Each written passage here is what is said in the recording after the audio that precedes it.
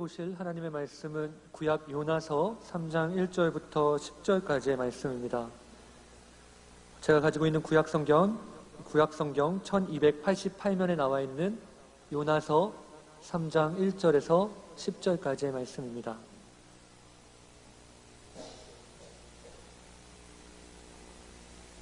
요나서 3장 1절부터 10절까지의 말씀, 저와 여러분이 교독해서 읽도록 하시겠습니다. 제가 먼저 읽겠습니다. 여호와의 말씀이 두 번째로 요나에게 임하니라. 이르시되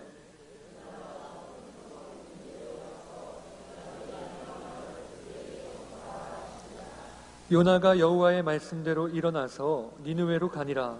니느웨는 사흘 동안 걸을 만큼 하나님 앞에 큰 성읍이더라.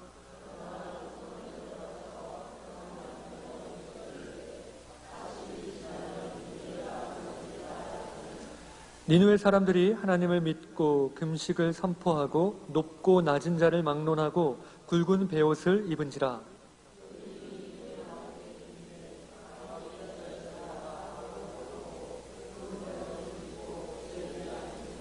왕과 그의 대신들이 조소를 내려 니느웨에 선포하여 이르되 사람이나 짐승이나 소떼나 양떼나 아무것도 입에 대지 말지니 곧 먹지도 말 것이요 물도 마시지 말 것이며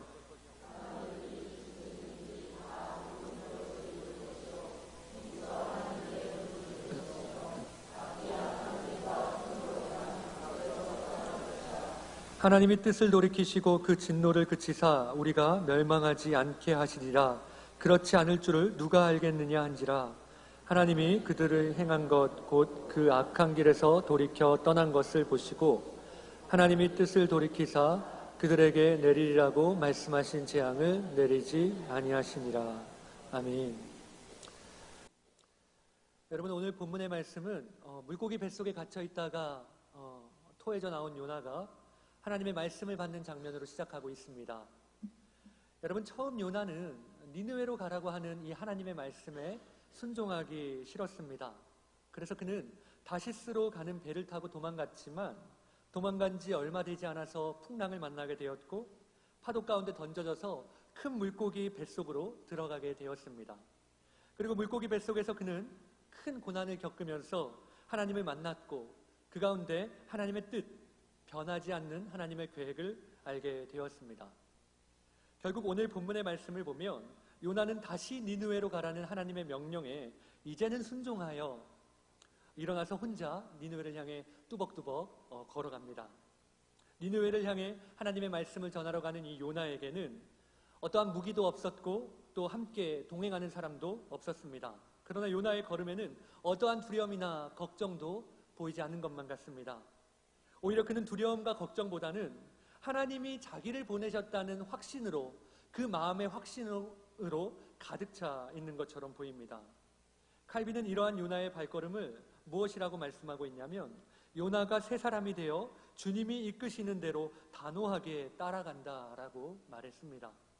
그럼 오늘 요나가 이처럼 큰 확신을 갖고 니느웨로 갔을 때 그곳에서 나타난 일들을 오늘 저희들이 함께 살펴보시면서 하나님께서 오늘 요나에서의 말씀을 통해 우리에게 주시고자 하시는 말씀이 무엇인지 함께 생각해보는 시간이 되셨으면 좋겠습니다. 먼저 하나님의 말씀에는 능력이 있습니다. 여러분, 오늘 본문의 말씀을 보시면 니느웨가 얼마나 큰 도시인지 저희들은 알 수 있습니다. 오늘 본문 3절의 말씀을 보니까 니느웨는 사흘 동안 걸을 만큼 하나님 앞에 큰 성읍이라고 말씀하고 있습니다. 이처럼 요나가 살았던 당시에 니느웨는 3일 동안을 걸을 만큼 굉장히 큰 도시였고 그리고 인구가 많고 그리고 강한 도시였습니다. 그렇게 거대한 이방 나라의 도시에서 요나는 어떠한 무장도 하지 않은 채 혼자 그 거대한 이 도시로 들어가 하나님께서 주신 말씀을 전합니다. 40일이 지나면 니느웨가 무너지리라고 말이죠. 요나는 이 말씀을 전하면서 이제 40일만 지나면 아수르의 수도인 이 니느웨가 곧 망할 테니 이제 이스라엘을 위협한 아수르는 영원히 끝날 것이라고 생각했는지도 모르겠습니다. 요나는 40일이 지나면 니느웨가 반드시 무너질 것이라는 마음의 확신, 하나님이 주시는 마음의 확신, 하나님의 말씀을 확신했던 것 같습니다. 왜냐하면 요나는 이 40이라는 숫자에 담긴 의미와 그리고 그 무게를 알았기 때문입니다.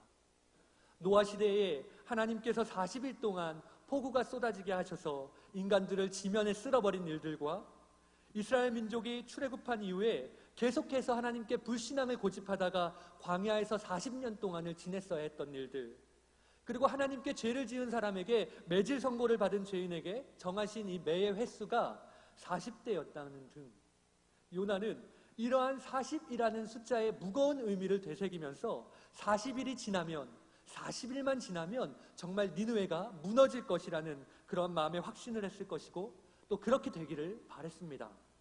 그래서 요나는 니느웨라는 이 거대한 도시를 걸어다니면서 40일이 지나면 니느웨가 무너질 것이라는 그런 말을 계속 반복하며 선포하면서 지나갔습니다. 그런데 여러분, 정말 놀라운 사실은 이 니느웨 사람들이 40일이 지나면 무너질 것이라는, 니느웨가 무너질 것이라고 말하는 이 선지자 한 사람의 이 얼토당토하지도 않은 이 말을 곧이곧대로 다 받아들였다는 것입니다. 오늘 본문 5절의 말씀은 이렇게 말씀하고 있습니다. 니느웨 사람들이 하나님을 믿고 금식을 선포하고 높고 낮은 자를 막론하고 굵은 베옷을 입은지라. 또 본문 6절부터 9절까지의 말씀도 한번 보십시오. 그 일이 니느웨 왕에게 들림에 왕이 보좌에서 일어나 왕복을 벗고 굵은 베옷을 입고 제 위에 앉으니라. 왕과 그의 대신들이 조서를 내려 니느웨에 선포하여 이르되 사람이든지 짐승이든지 다 굵은 베옷을 입을 것이요 힘써 하나님께 부르짖을 것이며 각기 악한 길과 손으로 행한 강포에서 떠날 것이라.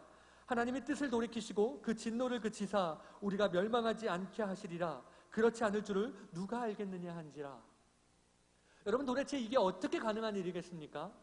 요나라는 선지자 한 사람이 성의 없이 말한 40일이 지나면, 40일만 지나면 니느웨가 무너지리라는 이 말 한마디에 왕과 그리고 온 백성과 그리고 살아있는 모든 짐승들이 금식하며 하나님께 회개하는 놀라운 역사가 일어난 것입니다.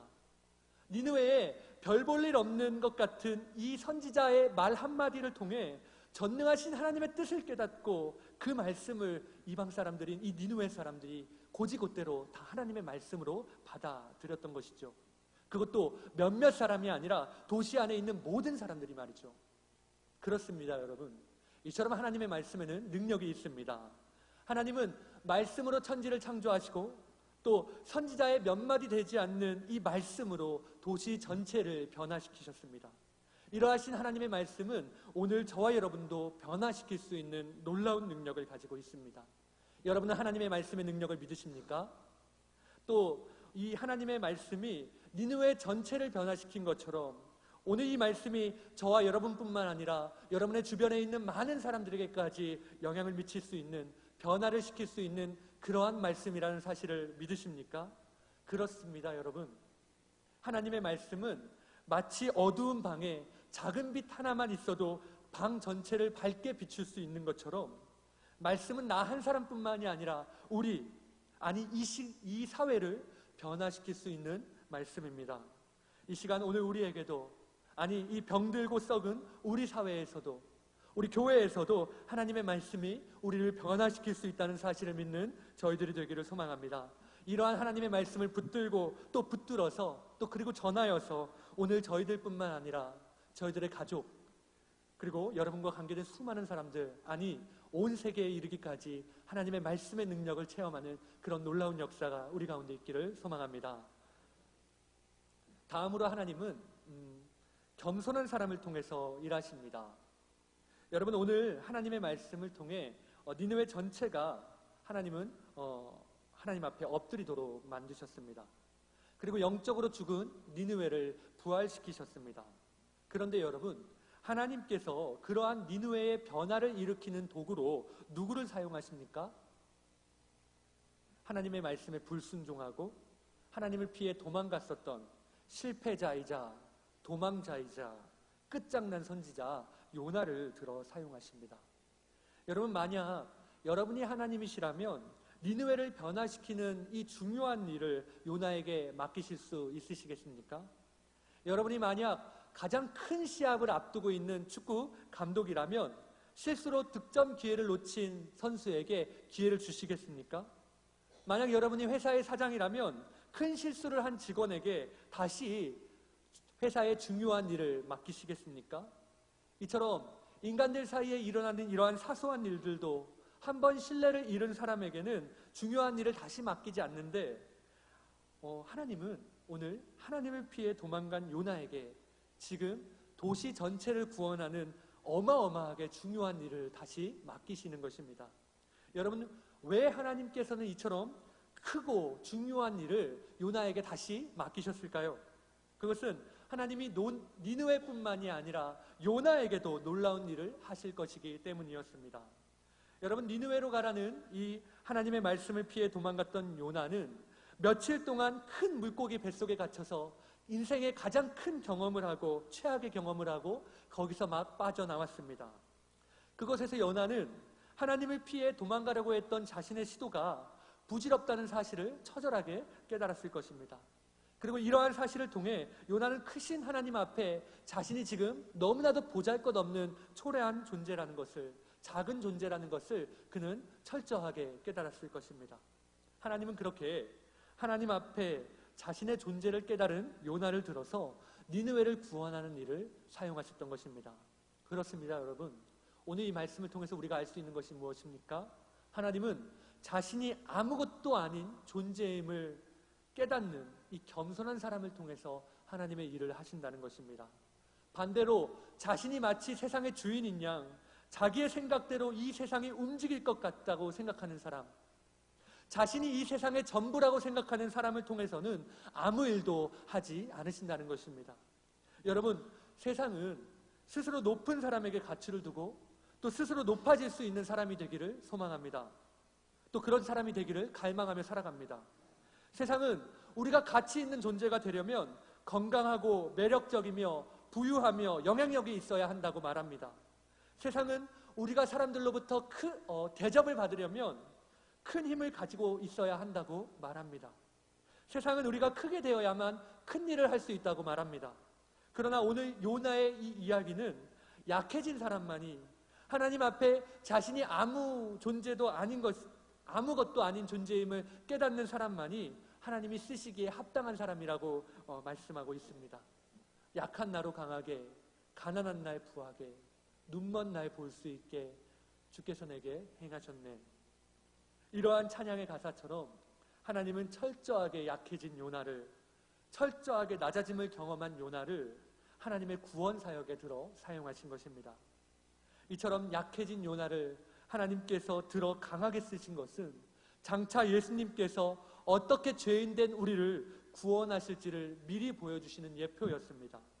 여러분, 예수님께서는 오늘 우리와 같은 지극한 약한 인간이 되셔서 십자가에 못 박히셨지만 하나님의 능력으로 다시 살아나셨습니다. 또 빌립보서 2장의 말씀을 보시면 그분은 근본 하나님의 본체시나 하나님과 동등됨을 취할 것으로 여기지 아니하시고 오히려 자기를 비워 종의 형체를 가지사 사람들과 같이 되셨고 사람의 모양으로 나타나서 자기를 낮추시고 죽기까지 복종하셨으니 곧 십자가의 죽으심이니라 라고 말씀하고 있는데요.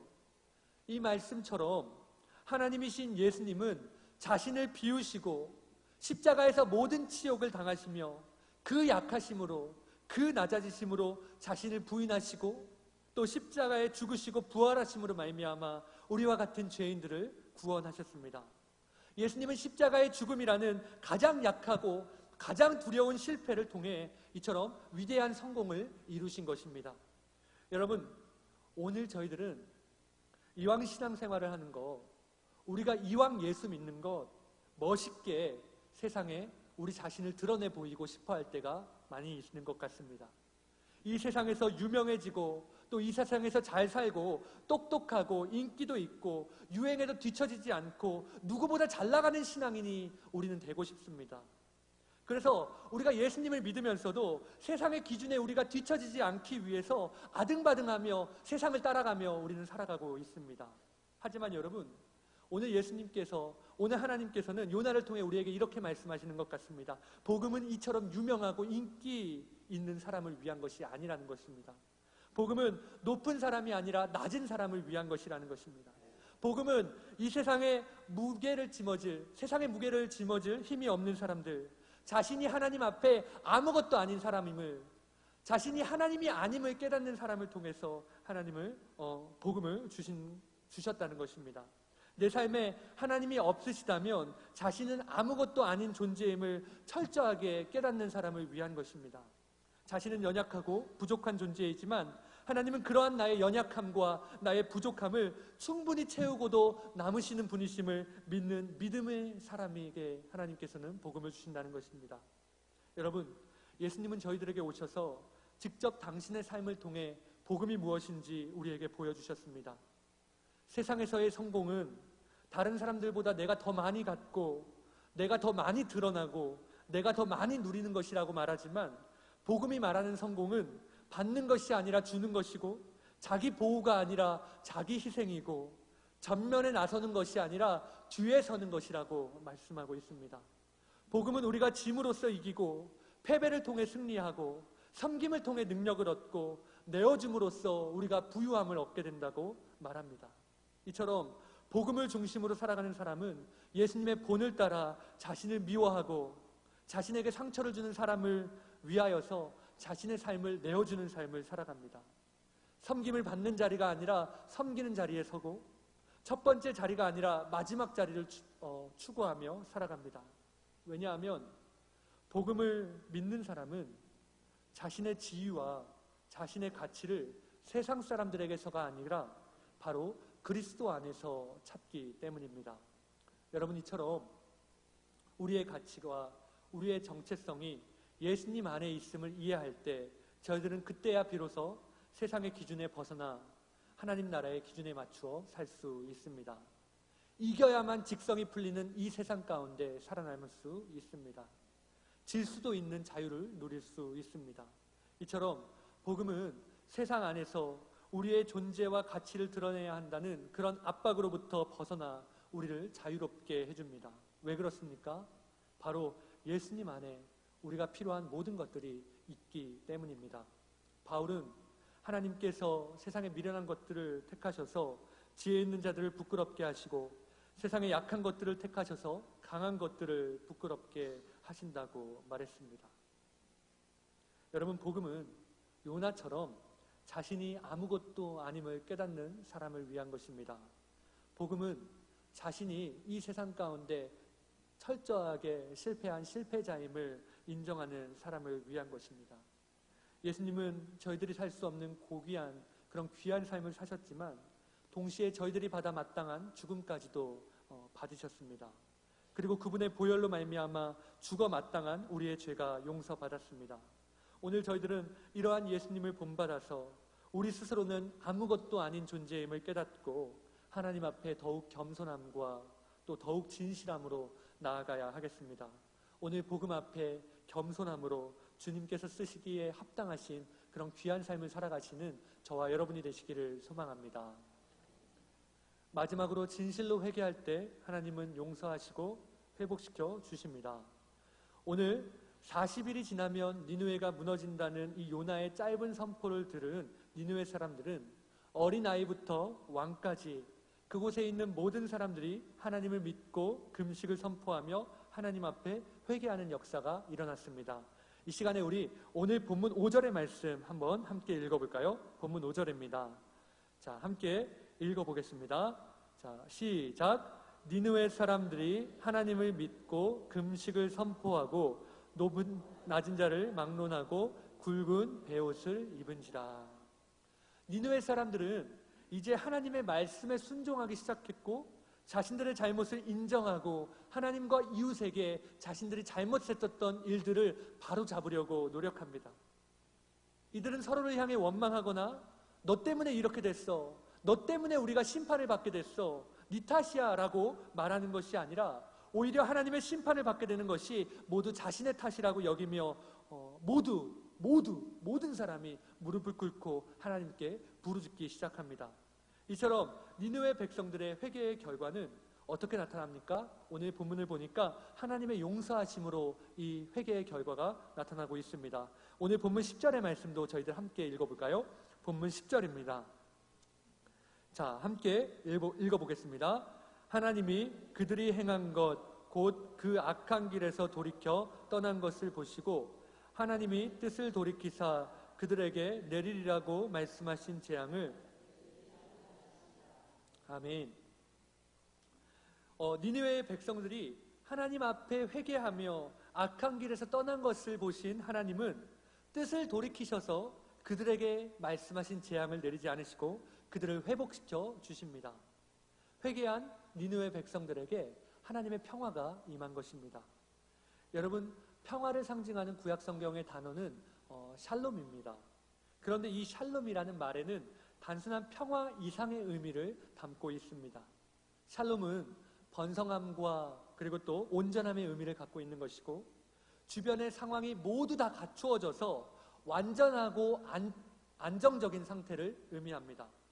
샬롬은 이 세상의 온전한 모습, 그 온전한 모습을 얘기하는 것이며, 그리고 이 샬롬은 하나님이 원하시는 상태를 의미하는 것입니다. 그래서 미국의 신학자 플랜팅과 코넬리우스는 죄에 대해서 이렇게 정의를 내리고 있는데요. 이 학자는 죄는 샬롬에 대한 폭력이라고까지 정의하기까지 합니다. 여러분, 죄는 우리의 삶을 망가뜨립니다. 죄는 우리의 삶을 정말 소망이 없게 만듭니다. 넘어지게 만듭니다. 좌절하게 만듭니다. 그러나 샬롬은 우리의 삶을 바로잡고 깨끗하게 하는 역할을 합니다. 그리고 치유와 회복을 가져옵니다. 그런데 지금 이러한 샬롬이 오늘 죄악의 도시였던 니느웨에 나타난 것입니다. 회개를 통해 니느웨의 백성들이 하나님의 샬롬을 경험한 것입니다. 여러분, 신약의 복음서들을 보면 이와 같은 샬롬의 평화를 주시는 분에 대해서 기록하고 있는데요. 누구이십니까? 신약에 우리에게 샬롬을 허락해 주시는 분 누구실까요? 네, 예수님이시라고요? 맞습니다. 예수님입니다. 예수님은 죄로 인해 오염된 세상을 깨끗하게 하시기 위해 오신 분이십니다. 저와 여러분의 삶에 샬롬의 회복을 주시기 위해 오신 분이십니다. 누가복음 15장의 말씀을 보면 예수님의 탕자의 비유가 나옵니다. 이 이야기는 아버지의 재산을 가지고 허랑방탕하게 살다가 거지가 되어서 돌아온 이 둘째 아들을 아버지가 다시 맞아주시고 아들에게 샬롬의 은혜를 허락하시는 이 아버지의 모습에 대해서 말씀하고 있습니다. 이 탕자 비유에 나오는 아버지처럼 오늘 말씀에서 하나님은 교만하고 악하고 죄악으로 가득했었던, 폭력으로 이 세상을 이끌었었던 니느웨였지만 그들이 자신들의 죄를 깨닫고 하나님 앞에 부르짖을 때, 그들이 하나님 앞에 무릎 꿇고 엎드릴 때 그들을 하나님께서는 아들과 같이 맞아주셨습니다. 자신의 죄를 고백하며 하나님께 무릎으로 돌아온 이 니느웨에게 하나님은 샬롬을 주셨습니다. 여러분, 왜 하나님께서 그토록 사악한 도시인 니느웨에 하나님의 샬롬의 평화를 허락하신 것일까요? 그것은 니느웨 사람들이 진실로 회개했기 때문입니다. 사랑하는 여러분, 진실로 회개할 때 하나님은 우리의 죄를 용서해 주시고 우리를 회복시켜 주시고 우리의 마음에 샬롬의 은혜를 허락하여 주십니다. 오늘 이 시간 저희들 모두가 우리의 마음 가운데 샬롬으로 찾아와 주시는 하나님을 만나시기를 소망합니다. 그동안 우리 가운데 있었던 죄와 그로 말미암아 우리의 마음속에 우리 스스로를 옥죄고 있었던 불안과 고통과 슬픔과 낙심과 이러한 모든 것들이 사라지고 하나님의 샬롬이 오늘 저희들 가운데 충만하게 임하시기를 소망합니다. 여러분, 한 주간 니느웨의 백성들에게 베풀어 주셨던 이 하나님의 샬롬의 은혜를 회복하는 저희들이 되기를 소망합니다. 용서받을 수 없었던 이 죄인들에게, 니느웨 백성들에게 회개할 마음을 주시고 또 회개한 자들에게 마음의 샬롬의 평화를 허락하신 이 하나님의 은혜가 오늘 주님 앞에 엎드려 회개하는 오늘 이 자리에 모인 우리 모든 성도님들에게도 가득하게 임하시기를 주님의 이름으로 간절히 소망합니다. 기도하시겠습니다. 사랑의 하나님 아버지, 이 시간 니느웨에 나타난 하나님의 은혜를 통해 저희들에게 하나님의 크신 사랑을 깨닫게 해주신 은혜에 감사드립니다. 주님, 오늘 말씀을 통해 우리가 깨달은 바와 같이 이 자리에 있는 저희들 모두가 하나님의 말씀의 능력을 온전히 믿고 그 말씀에 순종하는 자녀가 되게 하여 주시옵소서. 겸손한 자녀가 되게 하여 주시옵소서. 하나님 앞에 우리의 모든 죄들을 진정으로 아뢰고 또 진정으로 회개할 때 하나님께서 우리를 용서하시고 또 샬롬의 은혜를 주신다는 것을 깨닫고 이 시간 더욱 하나님 앞에 엎드리는 저희들 되게 하여 주시옵소서. 그로 말미암아 하나님이 주시는 샬롬의 은혜를 충만하게 받는 저희들 되게 하여 주시옵소서. 감사드리며 우리의 삶의 진정한 평화가 되시는 예수님의 이름으로 기도합니다. 아멘.